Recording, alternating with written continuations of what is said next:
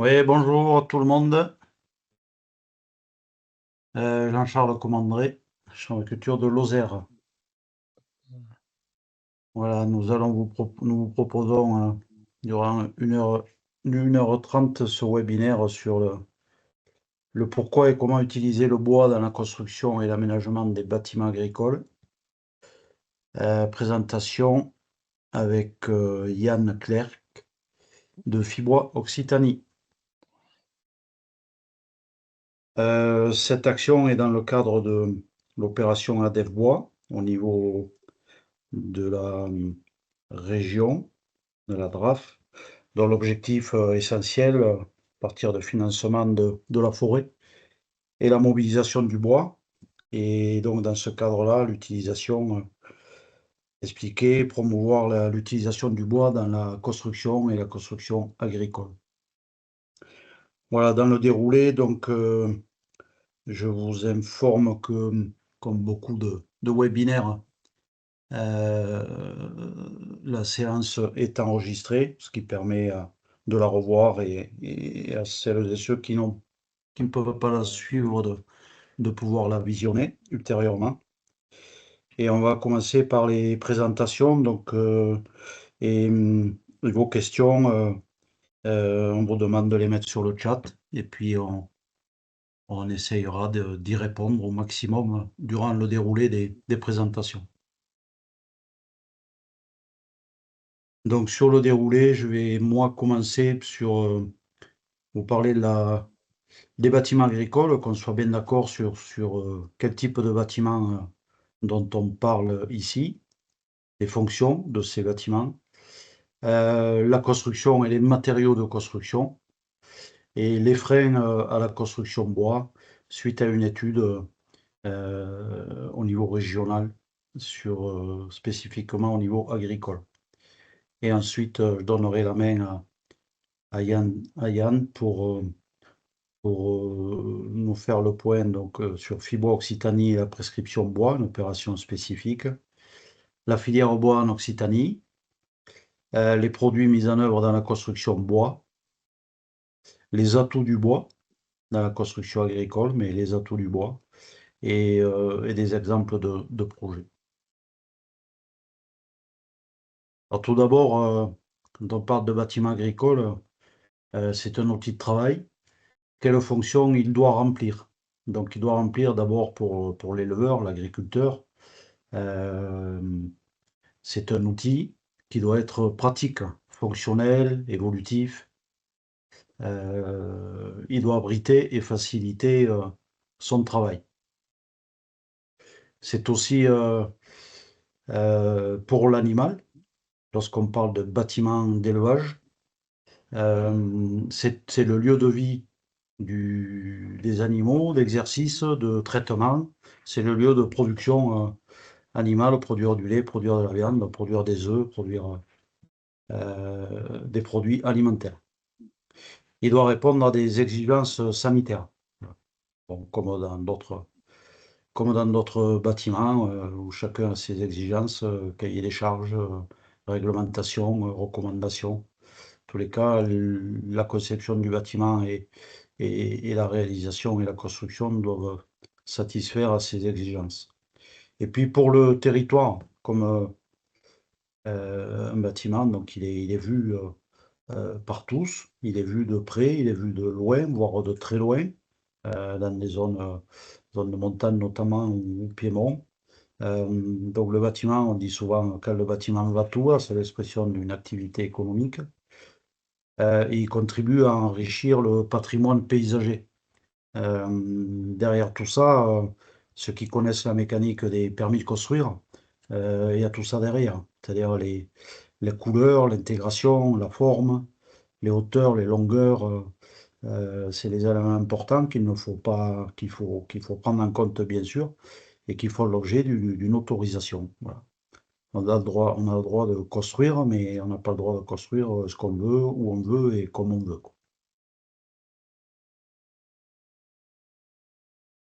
Les bâtiments agricoles, c'est quoi? Alors sur la partie, bon moi je suis conseiller bâtiment d'élevage en Lozère, donc c'est un département de montagne. exclusivement un département d'élevage. Donc on parle beaucoup de bâtiments d'élevage. Le bâtiment d'élevage, permet le logement des animaux et ses annexes. Dans les annexes, si on est chez un laitier, ben, c'est tout le bâtiment, tout le bloc traite. C'est des équipements de stockage et de gestion des déjections qui peuvent faire partie qui peuvent être couvertes aussi, donc qui peuvent nécessiter la construction d'un bâtiment. On parle ensuite de bâtiments d'exploitation, donc ça permet de clarifier un peu la sémantique. Et là, on est sur des granges pour le stockage des fourrages, des céréales, hangars, généralement c'est hangars matériels ou autre type, ou ateliers. Voilà en gros le type de bâtiment. Donc c'est important de différencier, enfin quand on parle de bâtiment d'exploitation, derrière, ben, il y a des recommandations, des obligations, des exigences, et quand on parle de bâtiments d'élevage, eh ben, il y en a aussi et qui peuvent être très différentes. Donc c'est important de bien préciser, notamment chez les porteurs de projets, pour les prescripteurs, pour les constructeurs, de quoi on parle et de quoi avoir besoin l'agriculteur. Alors la construction et les matériaux de construction, ils doivent, un, abriter les animaux et les fourrages, les matériels, donc ça c'est une répétition. Bien sûr, on le voit sur la première photo, où il y a pas mal de vaches ici. Ça peut être des moutons, ça peut être des chèvres, ça peut être des cochons, ça peut être des volailles, ça peut être tout type d'animaux. Euh, Ces constructions et ces matériaux doivent aussi être adaptés aux conditions d'utilisation. Résistance mécanique. Donc si on reprend la photo du haut sur la gauche, on voit il y a les fondations, un soubassement, une longrine, et puis au-dessus un mur, et puis au-dessus du bardage bois, et au-dessus du translucide. Donc ça veut dire en termes de résistance mécanique, pour sortir le fumier sur lequel les vaches sont couchées, l'agriculteur va faire ça c'est mécanisé avec un tracteur, donc il va rentrer avec de la puissance et il faut que les bords résistent, quoi. Donc il faut prendre en compte ces éléments-là dans la construction. Des questions d'humidité. Là aussi, quel est le système de logement? Si on est toujours sur cette diapo, on voit que le pied du poteau, la partie oblique du poteau, est au-dessus du niveau maximum de litière, dans lequel il y a les déjections, et notamment la partie liquide des déjections animales. L'objectif étant qu'un poteau bois ne touche pas l'humidité, ne touche pas directement le sol pour son intégrité le temps passant. Si on regarde la photo en bas à gauche, donc là on est sur un bloc traite où on utilise souvent, on nettoie à grandes eaux. Ça c'est pour répondre aux exigences sanitaires et de qualité du lait. Donc là, ça fait partie des locaux où on envisage peu le bois, parce que ben, la durée de vie et le comportement à ces recommandations sanitaires de nettoyage et désinfection est plus compliqué, voire impossible à avoir, quoi. Donc suivant le type de locaux, ben, faut tenir compte de ça et on peut préconiser ou surtout ne pas préconiser du bois dans ce type sur cette partie de la construction. Donc ça, c'est le point de nettoyage, désinfection. Et puis après, le bâtiment doit aussi assurer une bonne condition d'ambiance et de ventilation. Donc là, il y a une photo de bardage au bois clair-voie, c'est-à-dire on fait rentrer de l'air par l'écartement des planches. Euh, voilà, c'est une des solutions, mais en tous les cas, euh, que ce soit du bois, du fer, du béton, du plastique, quelle que soit la construction, les bâtiments doivent satisfaire pour avoir des bonnes conditions d'ambiance et de ventilation. Voilà. Et le bois a des caractéristiques qui se prêtent et qui permettent d'atteindre ce type d'exigence pour avoir un bon bâtiment. Le bois dans les constructions agricoles, Euh, on n'invente pas, hein, on est sur... là, vous avez la photo d'un bâtiment ancien, traditionnel, qu'on trouve en zone de montagne, Massif central, et ailleurs, vraisemblablement. Bâtiment qui date de la fin des années 1800 ou début du siècle dernier. À cette époque-là, ils utilisaient des matériaux disponibles et on avait, ben, c'était le bois et la pierre. Donc vous avez maçonnerie en pierre et puis charpente bois. Là, on est sur un ancien bâtiment où traditionnellement il y avait un plancher. On voit dessiner au pied des poteaux de la charpente. Donc il y a un décalage sur le mur. Donc il y avait des poutres bois. On était aussi sur des planchers bois. Voilà, et là on est sur un exemple de réutilisation d'un bâtiment ancien où le plancher ben, il devait être largement en fin de vie.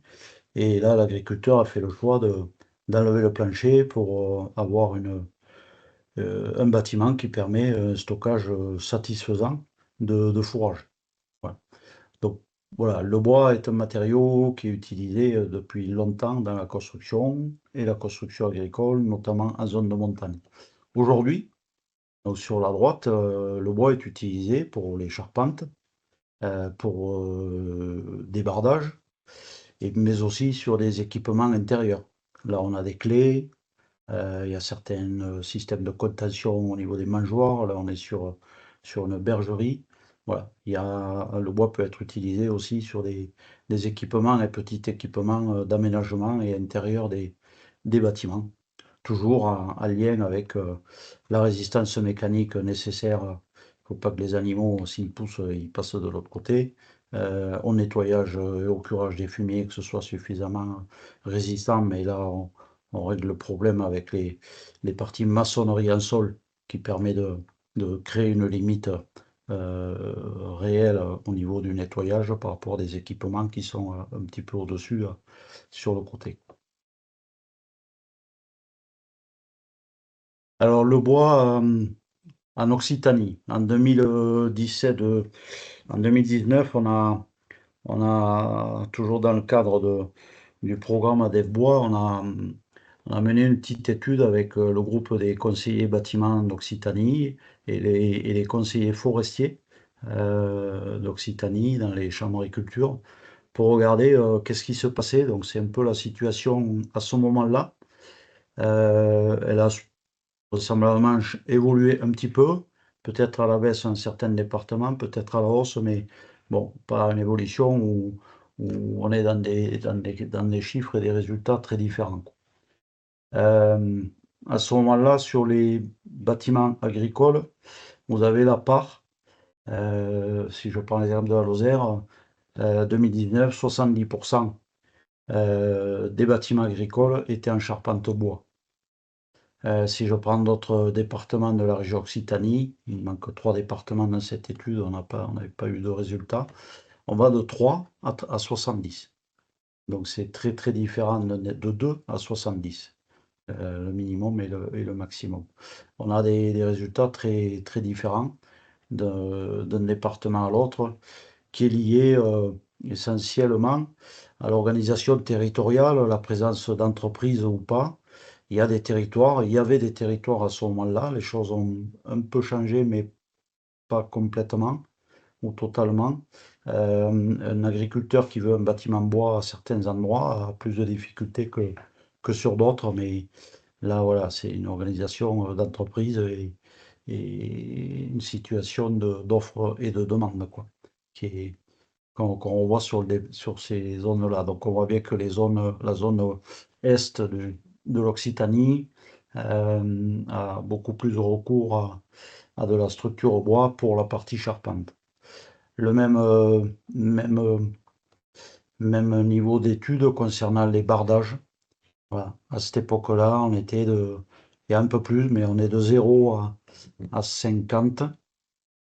Euh, alors là, quand on parle de bardage bois, avec du bardage de bois, il y a au moins 30% des bardages qui sont en bois.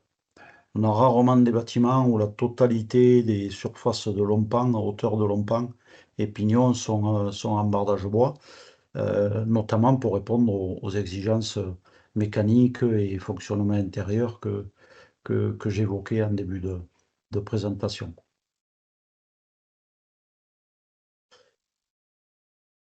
Et ensuite, donc toujours au final de cette étude, on a regardé quels étaient les freins à la construction bois. Pourquoi cette situation de 2% à 70% en fonction des départements. Donc il y a plusieurs critères.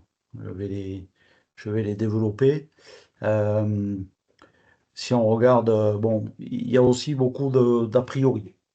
Il y a manque d'informations, manque de références parce que peu de ou trop peu d'exemples de construction sur un territoire donné. Euh, voilà, il y a un certain nombre d'éléments qui sont manque d'exemples sur le territoire. Je commence sur la gauche. Là, on est vraiment sur une question de communication et de de bâtiments qui sont trop loin pour visiter ou des difficultés d'aménagement intérieur. Euh, oui, mais c'est-à-dire comment accrocher les cornadis, comment accrocher les équipements. Pour certains, ça leur semble plus facile de souder à une structure métallique. Bon, sachant que les solutions existent pour accrocher à des structures bois. Donc voilà. Pour nous, conseilleurs et prescripteurs, on ne voit pas de difficulté sur ces choses-là. Un grand bâtiment est forcément en acier. Bon, ben non. Mais voilà, là, il y a des a priori, hein, c'est des retours de terrain, en fait, sur les différents départements. Il y a aussi, depuis quand même une dizaine d'années, avec l'évolution et l'arrivée le développement du photovoltaïque toiture, l'arrivée voilà, de constructeurs sur des grands bâtiments et des préfabricateurs où ils proposent, on va dire, moins de bois que de fer. Bon, là, chacun voit midi à sa porte, comme on dit. Manque de savoir-faire sur le territoire. Derrière cet élément-là, il faut lire c'est pas un manque d'entreprise, c'est ce que je disais tout à l'heure, territorialement. Il y a un maillage d'entreprises où sur certaines zones du territoire d'Occitanie, eh ben, voilà, il y a plus de difficultés pour avoir accès à ce type de construction. Mais là, c'est l'offre et la demande et c'est le monde économique qui prévaut. Les prix de la construction, là aussi, il y a des a priori. Alors bon, on voit de tout. Là, c'est l'offre et la demande qui fait le marché, hein. S'il y a des prescripteurs ou des commerciaux hein, autour de ce webinaire, ils savent ce que ça veut dire. Voilà, c'est vrai, c'est pas vrai, mais à ce moment-là, c'était les retours qu'on avait.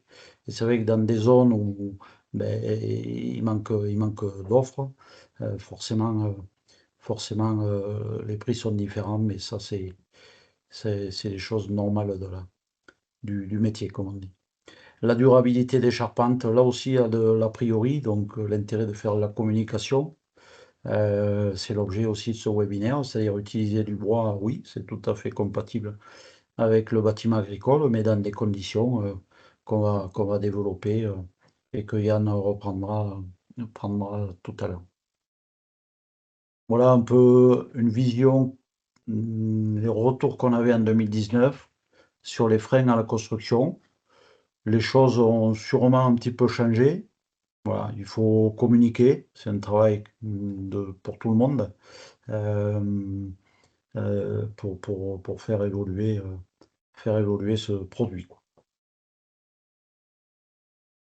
Voilà les derniers points pour moi en biblio. Donc, vous avez accès sur le site de la Chambre, dernier document qui a été fait en décembre 2023, qui fait un peu un point sans entrer dans le détail, mais Yann tout à l'heure va nous commenter beaucoup plus dans le détail les éléments techniques sur l'atout du bois et comment le travailler. Voilà, j'en ai terminé pour ma partie de présentation. Merci. Donc, je vais prendre le relais et n'hésitez pas si vous avez des questions à les poser dans le chat ou dans l'onglet questions-réponses. On y répondra à la fin. Donc, je suis Yann Clèche, prescripteur bois pour FIBO Occitanie. Donc, je vais prendre le relais pour la suite de ce webinaire. Donc, d'abord, je vais vous parler de ce que c'est que FIBO Occitanie et les missions de prescription bois. Ensuite, je vais vous parler de la filière bois en Occitanie, les produits mis en œuvre dans la construction bois, les atouts du bois dans la construction agricole, et enfin, je vais faire un listing des points de vigilance à avoir et des exemples de projets. FIBO Occitanie, c'est l'interprofession de la filière forêt-bois en région. Donc, nous regroupons l'ensemble des professionnels de la filière, donc du gestionnaire forestier aux différents acteurs de la construction bois. Donc, et en passant par le bois énergie. Donc, nous avons donc des entreprises professionnelles adhérentes, ainsi que des organisations professionnelles et des partenaires techniques et financiers, donc comme la région. Nos actions donc s'articulent autour de 4 grandes missions. Donc, l'animation et la coordination du réseau des professionnels et des partenaires.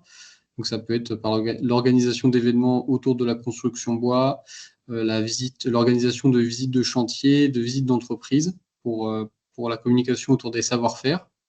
Donc, nous faisons aussi la communication pour assurer la promotion de toute la filière, l'accompagnement des entreprises à leur développement et à leur montée en compétences. Donc là, ça peut être pour le conseil en recherche de subventions, par l'émission de prescriptions, donc du sourcing, soit de matière, par exemple pour les constructeurs, ou de savoir-faire pour les architectes, donc leur proposer des entreprises de construction. Et enfin, donc, la représentation de la filière, que ce soit au niveau local, régional, jusqu'au national. Et ces grandes missions se regroupent dans le contrat de filière forêt-bois d'Occitanie. Est-ce que tu peux passer à la diapo suivante, s'il te plaît? Merci. Donc, il faut savoir qu'il existe 12 interprofessions régionales qui sont toutes sous la coordination de FIBOA France, donc qui permettent de représenter la filière aux échelles locales, régionales et nationales et d'avoir une synergie au niveau national de nos missions. Donc ensuite, sur les diapos suivantes, donc, je vais vous parler de ce que c'est que la filière forêt-bois en Occitanie. Donc la filière forêt-bois, c'est l'ensemble des activités liées au bois, donc comme la gestion forestière, les premières et secondes transformations, et enfin la mise en œuvre, donc la construction. Donc en plus d'être un moteur d'activité économique, la forêt-bois a d'autres atouts. Donc elle est multifonctionnelle, donc la forêt est multifonctionnelle. Donc là, il faut savoir que la construction bois est une filière sèche, donc qui fait des économies d'eau. Une filière aussi qui contribue au stockage de CO2. C'est une filière zéro déchet, parce qu'on valorise aussi les connexes du bois. Et la forêt en elle-même, elle permet, donc c'est un refuge pour la biodiversité, elle permet de préserver la qualité de l'eau. C'est aussi une protection contre les risques naturels. Donc le bois en construction, son principal atout, c'est aussi le stockage carbone, puisque 1 mètre cube de produit bois stocke 1 tonne de CO2. Et en utilisant le bois plutôt qu'un autre matériau de construction comme le béton, on substitue donc ce carbone. Et une tonne de bois utilisée en construction, c'est 1,6 tonnes de CO2 évité. Donc en termes de ressources forestières, il faut savoir que donc, la forêt recouvre un tiers du territoire régional, donc à peu près 38%. On est la deuxième région forestière de France métropolitaine en termes de surface, et que la forêt est composée à 80% de forêts privées et de 20% de forêts publiques. Donc, toujours pour ce qui est de la ressource, il faut savoir que la forêt d'Occitanie, comme la plupart des autres forêts françaises, est composée à 70% de feuillus et 20% de résineux. Donc, sur la diapo suivante, on peut voir que, par contre, pour ce qui est de la transformation et du sciage et de la récolte, cette proportion s'inverse. En fait, on scie plus de 70% de résineux et, un peu plus de 20% de feuillus. Donc ça s'explique parce que les résineux sont des essences les plus industrialisées et aussi les plus utilisées en bois de structure. Ensuite, donc, pour ce qui est des produits bois mis en œuvre dans la construction agricole, donc ici, on peut voir donc une image avec différents exemples de produits bois qui peuvent être mis en œuvre, donc comme les charpentes en treillis, qui permettent d'atteindre des portées jusqu'à 20 mètres, le bois lamellé collé, qui lui peut atteindre qui permet d'avoir des portées jusqu'à 45 mètres. Donc je vais détailler ensuite sur le lamellé collé, ou simplement des poteaux aussi, et aussi des produits comme le bardage. Donc, pour faire un focus sur le bardage, il faut savoir que pour le bois, il y a des classes d'emploi que je vais détailler ensuite. Donc ici, c'est une classe d'emploi 3.1. Donc ça veut dire c'est une utilisation extérieure, mais avec une humidité qui ne stagne pas. Il y a différentes essences qui sont locales et qui sont naturellement adaptées, comme le Douglas, le mélèze et le châtaignier. Et on peut aussi utiliser différents produits de traitement. Donc là, ça peut être ceux qui sont cités ici. Donc ça peut être traitement autoclave ou bois thermotraité, qui permet d'utiliser d'autres essences qui ne sont pas forcément naturellement adaptées. Donc c'est un produit qui permet de garantir une bonne intégration paysagère. Ensuite, pour le bois lamellé collé, donc c'est un produit qui est très utilisé pour les bâtiments agricoles parce qu'il a de nombreux atouts. Donc déjà, on peut faire du bois lamellé collé avec des essences locales, donc sapin, épicéa, pin, Douglas et mélèze. C'est un produit qui est idéal pour l'atteinte des longues portées. Donc comme je l'ai dit, il peut atteindre des portées jusqu'à 45 mètres. Donc il se constitue en fait, de lamelles encollées entre elles et dont le fil est parallèle. Donc il a une bonne stabilité structurelle. Pour l'esthétique, donc c'est un esthétique il garde l'esthétique du bois massif. C'est un produit qui permet aussi de jouer sur la courbure du bois. Et enfin, il a une bonne résistance au feu. Donc ça, je pourrais le détailler plus tard, mais en fait, le bois et le lamellé collé ont cette capacité à carboniser en surface et à isoler le cœur du bois, ce qui lui permet ce qui lui donne un bon comportement face aux incendies. Ensuite, pour les atouts du bois dans les bâtiments agricoles, donc ici, j'ai listé différents atouts du bois dans les bâtiments agricoles. Donc déjà, c'est un bois, comme c'est du bois, contrairement au métal, il va être résistant à la corrosion, ce qui est important pour les bâtiments d'élevage. Comme je l'ai dit, il convient aux petits et aux grands bâtiments. Donc par l'atteinte de grandes portées comme avec le lamellé collé ou la charpente en treillis. Donc il est utilisé pour fabriquer des hangars, des bâtiments d'élevage, des espaces de stockage. Donc il permet une grande variété d'échelles et de systèmes constructifs. Les éléments bois sont remplaçables en cas de dommage et les systèmes constructifs bois permettent d'avoir des bâtiments qui sont facilement modulables. Donc on peut y ajouter par exemple des extensions. Si le bois est correctement mis en œuvre et les essences sont adaptées ou alors traitées correctement, les constructions bois ont une très bonne durabilité. Donc on va le voir par la suite. Et enfin, le bois est un bon isolant thermique. Donc, il est 400 fois plus isolant que l'acier. Et pour ses qualités environnementales et sociétales, comme on l'a dit, il stocke le carbone et il permet aussi donc c'est un matériau qui permet aussi de faire appel à des entreprises et des ressources locales et donc de privilégier l'économie circulaire. Ensuite, pour ce qui est des points de vigilance, donc il y a de nombreux a priori sur le bois, surtout lorsqu'il est utilisé en structure ou alors en extérieur. Mais ces a priori, ils reposent souvent sur de fausses idées ou des exemples où le bois n'a pas été correctement mis en œuvre. Donc on va voir que lorsqu'on respecte certains critères simples, le bois reste durable mécaniquement et esthétiquement. Donc dans le bois, on a l'habitude de dire qu'il faut utiliser le bon bois au bon endroit. Donc il faut savoir qu'il existe 5 classes d'emploi. La classe 1, ça va être la classe d'utilisation la moins à risque. Donc, par exemple, pour les meubles, donc en intérieur sec. Et enfin, ça va aux classes 4 et 5, donc soit en contact avec le sol, ou alors en contact permanent avec l'eau. Et on parle de... Oui, sur la diapo suivante, s'il te plaît.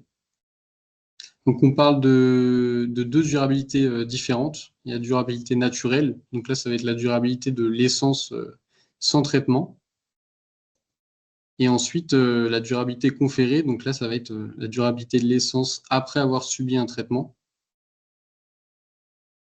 Et on peut soit utiliser une essence qui est naturellement adaptée, donc soit faire le choix d'un traitement.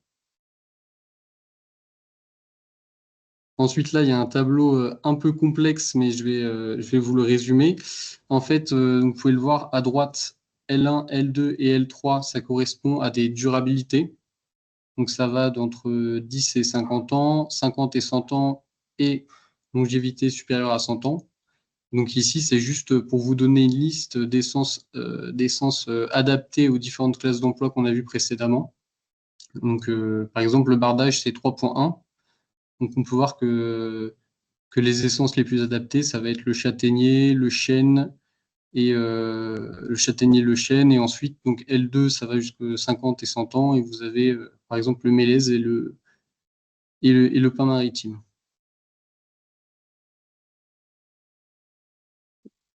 Donc ensuite, je ne vais pas aller plus loin que ça dans les documents de normalisation comme les DTU, mais par contre, les DTU, donc les documents techniques unifiés pour la construction bois, nous donnent en fait des critères de bonne pratique.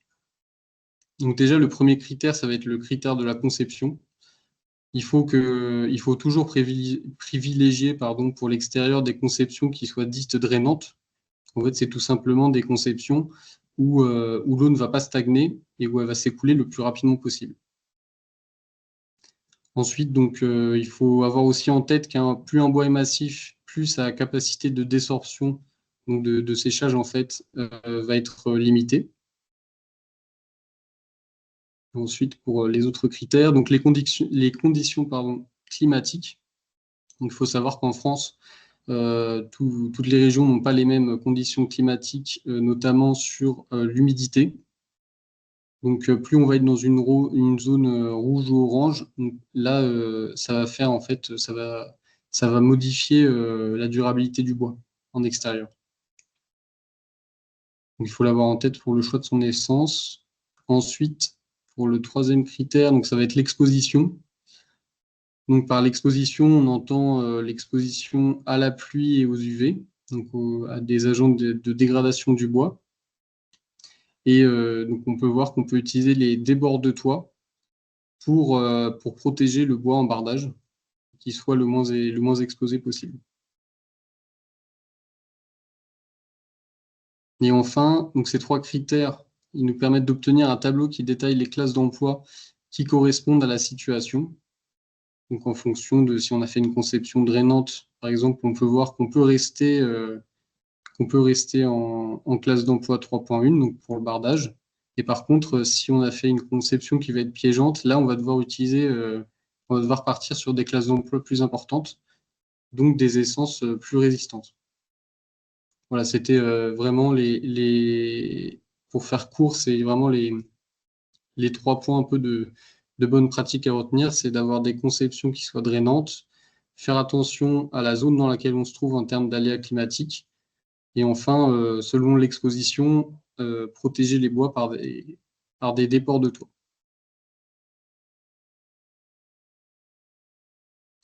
Donc, pour l'exposition aux intempéries, là, on peut voir, par exemple, des exemples où les recommandations ont été respectées. Donc, sur la première, ça peut être, donc on voit qu'il y a un bon vieillissement du bois. Donc là, ça peut être déjà parce que le vieillissement est homogène. Il n'y a pas de déport de toit qui soit irrégulier. Donc, sur ça, je vais vous montrer d'autres exemples par la suite où ça s'est un peu mal passé. Et aussi, ils ont dû jouer sur l'orientation.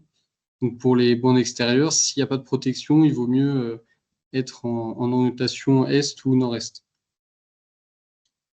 Et enfin, l'exemple du bas, c'est l'utilisation des débords de toit. Ensuite, on peut voir par contre là des contre-exemples. Donc, c'est des mauvaises orientations. Donc, par exemple, ça peut être plein sud ou plein nord. Et des protections, en fait, qui ne sont pas homogènes. Donc, par exemple, sous le balcon, ça va être protégé, donc il va y avoir moins de noircissement. Et par contre, aucune protection sur les autres tours. Donc là, c'est ce qui cause la dégradation esthétique et, un grisaillement non homogène du bardage. Donc là, j'ai fait 10 principes de conditions à respecter pour la construction bois. Donc déjà, concevoir de manière précise les détails, rendre impossible la stagnation de l'eau sur le bois, permettre un séchage rapide du bois, exécuter des raccords horizontaux avec des profils métalliques adaptés. Donc là, il y a des détails à connaître. Par exemple, ne pas utiliser autre chose que de l'acier inoxydable pour fixer le bardage en châtaignier, parce que le fer va réagir en fait avec les tanins du châtaignier.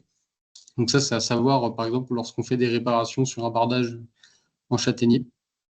Donc gérer l'écoulement des eaux pluviales, éviter tout contact avec le sol. Donc ça peut être aussi donc là, faire attention que le bardage ne soit pas trop près du sol. Donc c'est aussi géré dans les DTU.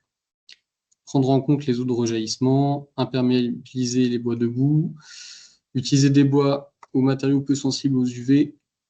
Et enfin, limiter l'exposition aux intempéries, etc. Ensuite, pour les exemples de projets. Donc, le premier projet, donc là, je vous parle de projets qu'on connaît à Fibois, notamment ici, parce qu'on a fait visiter la bergerie Almire et la fromagerie de Yelzas lors de leur phase chantier en 2023. Donc ici, la bergerie Almire, qui est située à Ur-la-Parade en Lozère.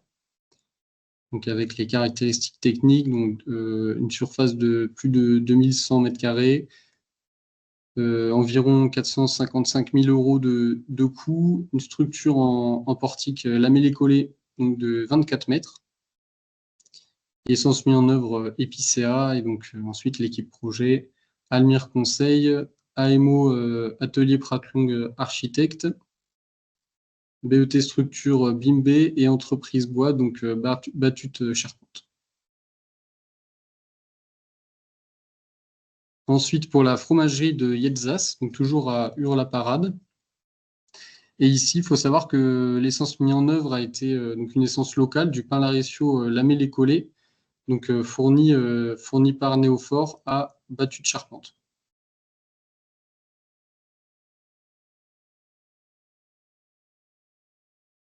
Ensuite, oui. Pour ensuite Gaïc des Kies, donc un bâtiment d'élevage qui est localisé à Verdun dans le 09, avec une surface de 2000 m², un coût de 300 000 €. Donc constructeur Weingartner Melchior, avec la maîtrise d'ouvrage Gaïc des Kies et par le bureau d'études structure éthique bois.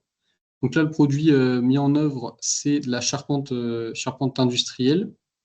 Et l'essence est du sapin, donc qui était situé à 30 km du chantier, avec du bardage Douglas de la Montagne Noire. Ensuite, pour nos outils, donc déjà, donc Fibois a produit le guide des essences d'Occitanie l'année dernière, donc qui donne tous les rappels que je vous ai faits en termes de durabilité, qui détaille aussi les différents produits bois disponibles en région et aussi les essences locales disponibles.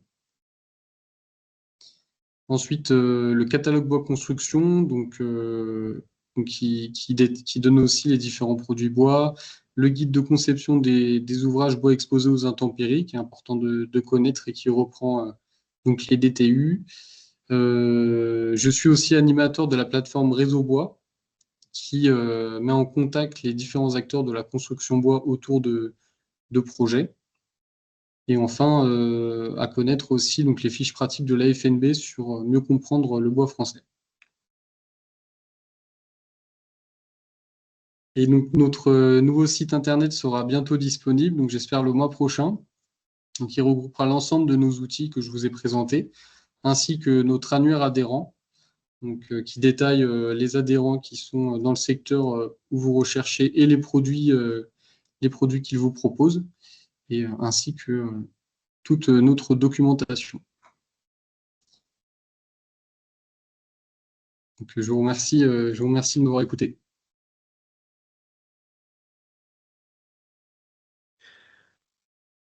Merci Yann, merci beaucoup.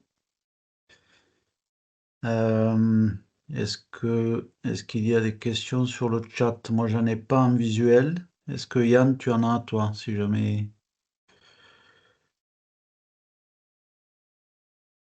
Non, moi, je Non. n'en vois pas. Et après, oui, je rajoute que là, j'ai parlé de projets que je connaissais déjà, mais que bien sûr, il y a bien d'autres constructeurs de bâtiments agricoles, notamment situés en Lozère, donc par exemple comme Malige. Et vous pourrez, enfin, ça fait partie aussi de nos missions de prescription. Si jamais vous recherchez un constructeur, vous pouvez me contacter. Je serai ravi de vous répondre.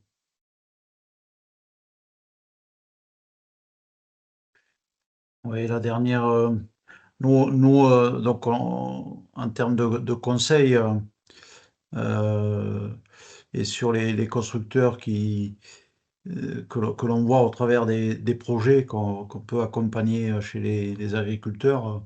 Au niveau de la région, le dernier point qui a été fait, il y a à peu près 35 entreprises qui interviennent et qui sont en capacité de proposer du matériau bois, charpente bois et bardage notamment, sur la région Occitanie, dont une bonne part sont sur la région, dans les départements, dans les 13 départements d'Occitanie, quelques entreprises qui travaillent, qui sont à proximité de la région Occitanie, dans les départements limitrophes, et aussi des entreprises qui travaillent sur tout le territoire national, quoi. Voilà, donc il y a quand même un réseau. Après, ben, il y a les spécificités, comme je disais tout à l'heure, territoriales, d'accès et autres, qui font que chaque entreprise, bien sûr, a sa propre organisation et ses besoins et ses impératifs, quoi. Voilà. En tous les cas, c'est quelque chose sur la Lozère, il y a toujours eu des entreprises sur la charpente bois. Donc il y a de la concurrence, mais c'est jamais négatif. Euh, voilà, il y a un savoir-faire et puis surtout les porteurs de projets, donc les agriculteurs sur le département de la Lozère, qui sont essentiellement des éleveurs, voilà, connaissent le bois, ont l'habitude de construire en bois et c'est pas un matériau qui leur fait peur. Voilà. L'évolution, elle est plus sur les bardages, voilà, y compris au niveau des prescripteurs. Et pour reprendre la présentation de Yann, ben, il faut le bon bois dans les bonnes conditions, quoi. Et c'est à ce titre-là que les maîtres d'ouvrage seront satisfaits de la durabilité de leur ouvrage, quoi. Voilà. Donc c'est important de respecter toutes ces règles qui sont clairement connues par les constructeurs et mises en œuvre dans le cadre des DTU. Ouais. Merci. Je vois qu'on a une Il question y a, d'Emilio Seglia. Donc, est-ce oui, que c'est possible de poser des panneaux photovoltaïques sur des bâtiments agricoles? Alors, alors, je vais peut-être te laisser répondre. Moi, je connais un peu surtout le problème sur les scieries, où là, en fait, c'est des difficultés assurantielles.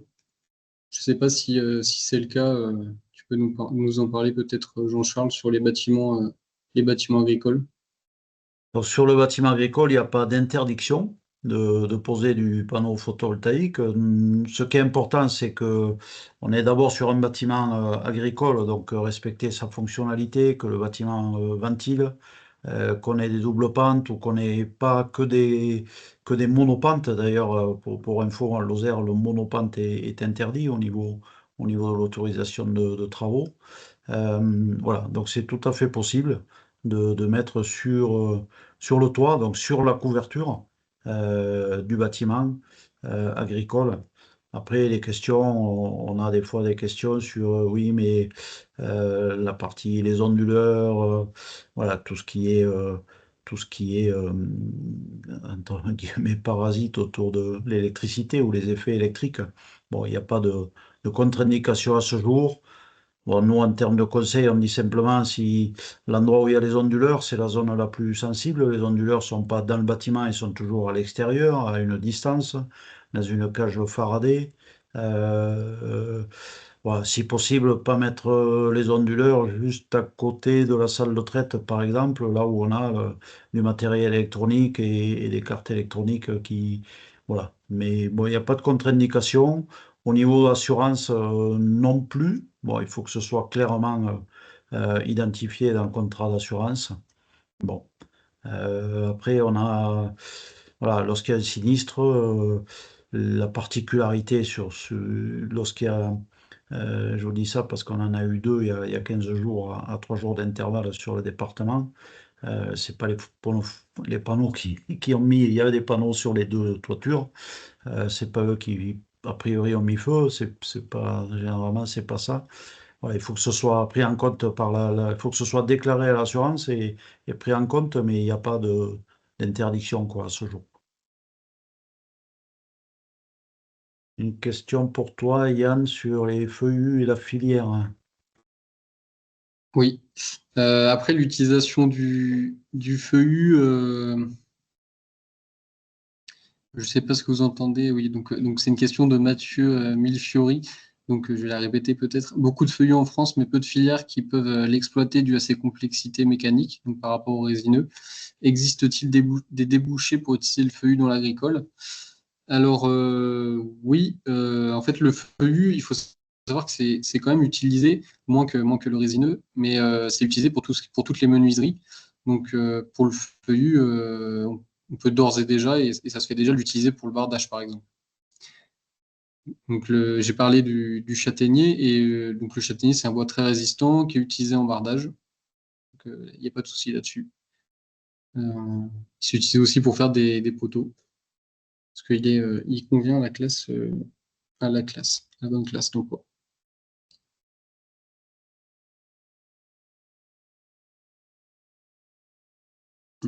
Voilà.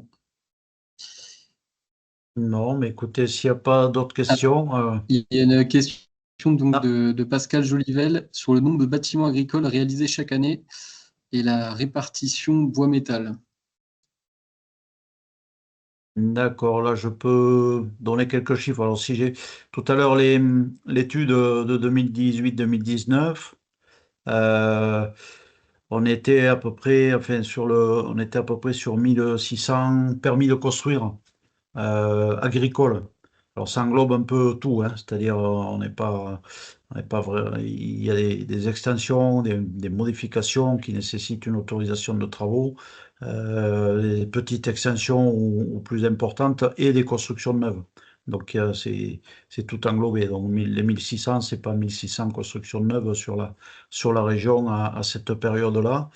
Depuis, il y a quand même eu une baisse du nombre de projets pour différents critères, hein, c'est-à-dire les critères économiques, production agricole, dispositifs de financement, voilà, la conjoncture, on va dire. Mais il y a encore et toujours des besoins en agriculture pour moderniser l'agriculture et les équipements agricoles. Je disais tout à l'heure, c'est un outil de travail. Les problèmes des agriculteurs, c'est, comme dans bien d'entreprises, c'est la main-d'œuvre. Et le bâtiment doit être un facilitateur et un accompagnateur de cette main-d'œuvre. Donc il y a toujours des besoins. Pour la Lozère, plus précisément, où là j'ai des chiffres à peu près que je suis annuellement, il y a à peu près une cinquantaine de projets tous les ans, extension, construction, qui représente à peu près 50 000 mètres carrés de projets Voilà, c'est des chiffres qui sont assez constants de ces 10 dernières années.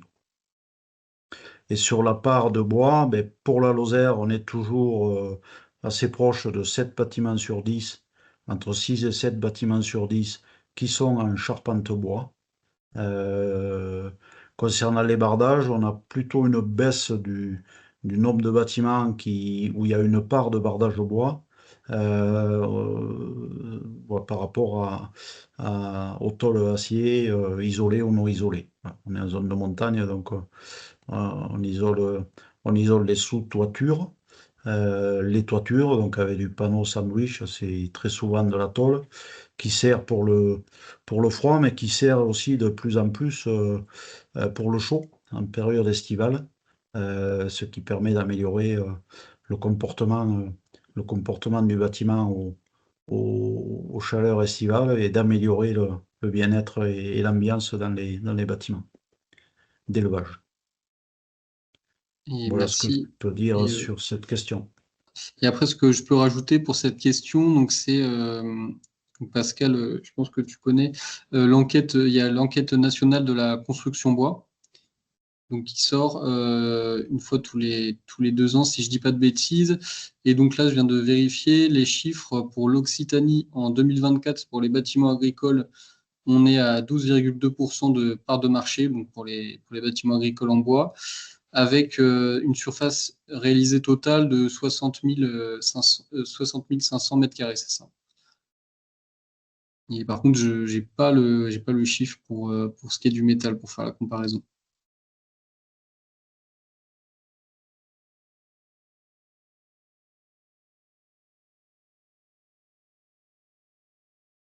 Merci Yann. Voilà, mais écoutez, il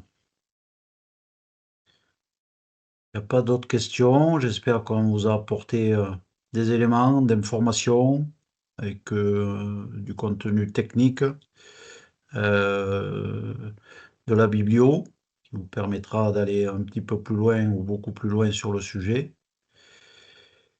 Je remercie Yann pour sa participation et préparation. Et je vous souhaite à toutes et tous une bonne après-midi et un bon week-end. Merci. Merci.